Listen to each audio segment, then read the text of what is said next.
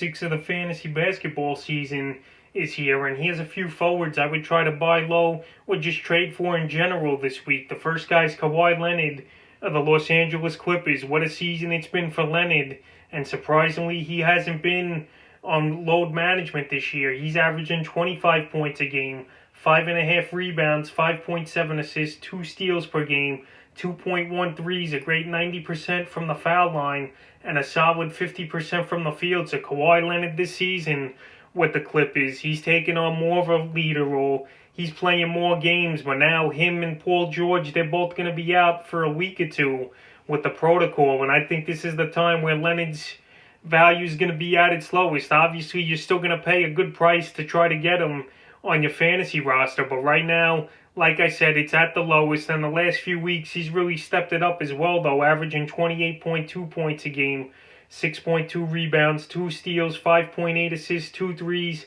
96% from the foul line, and 55% from the field. So on the season, he's ranked the second best player in fantasy basketball, and he's been an absolute monster, and this rest could help him or hurt him now, but now that he's out for the protocol as Leonard, I think you could get him on a little bit of a discount, because a week or two is a decent amount of time for fantasy basketball, and that can make or break a couple weeks in your season. So right now, if the Leonard owner, he's in a tough spot, or if he's down in the standings and trying to trade him off for something because he can't wait the couple weeks, I think I would go out there and try to get Kawhi Leonard, and hopefully he could stay healthy after this and play well the rest of the season, because he's been a great ball player the whole year. The next play is his teammate Paul George, the same type of situation with George here. Him and Leonard both on the list, and they're going to be out for the protocol who knows how long, probably a week or two, like I just said with Leonard. And on the season, Paul George,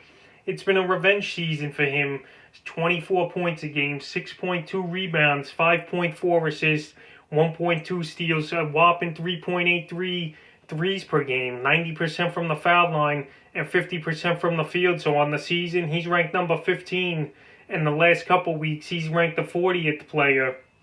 So Paul George, like I said, he's got the chip on his shoulder, and he's playing great. And fantasy owners, I know they weren't high on him coming into the season, taking him in the 3rd or 4th round, but not expecting much out of him. But right now, just like Leonard, with him going to miss probably a week or two, this is the lowest his value will be all season. So if you could swing a trade for Paul George for a guy who's maybe playing over his head, like a Clint Capella for George, or Capella and someone else for him, that's the type of deal you make. A guy who's playing out of his mind and won't keep it up, trying to get George or Leonard on your roster in a type of trade like that. So Paul George, this is a week to try to get him, because once he comes back, he's going to perform at a high level again and be almost impossible to get without paying a king's ransom.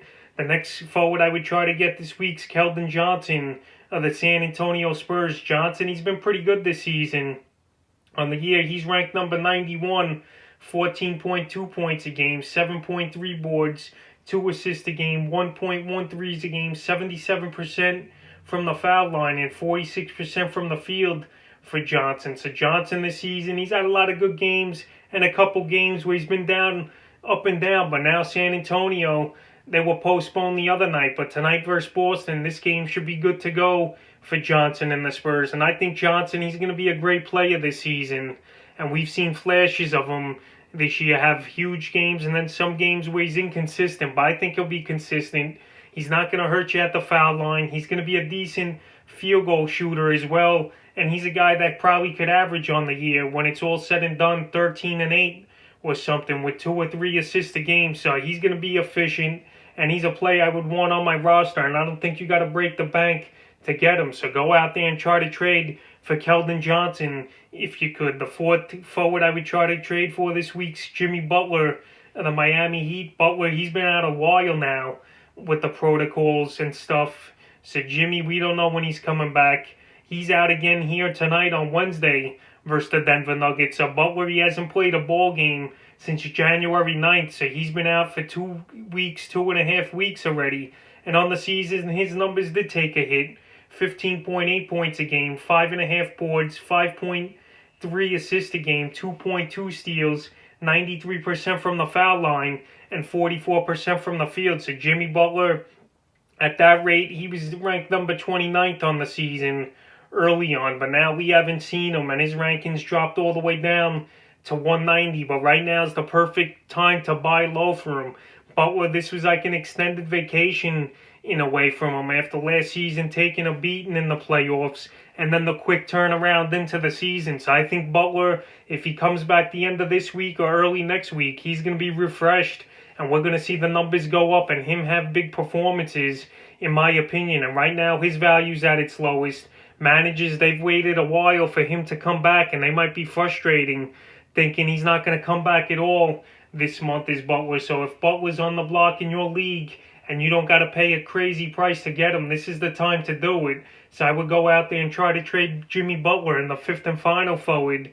I would try to get this week in a deal is Aaron Gordon of the Orlando Magic. I've had Gordon on this list a few times this season, and on the year he's been playing decent as Gordon. He's ranked 141th play on the year, 14.8 points a game, 7.5 rebounds, 4.4 assists, a block a game, 1.7 threes a game, 60% from the line, and 44% from the field. So his percentages, they're not that good, Gordon.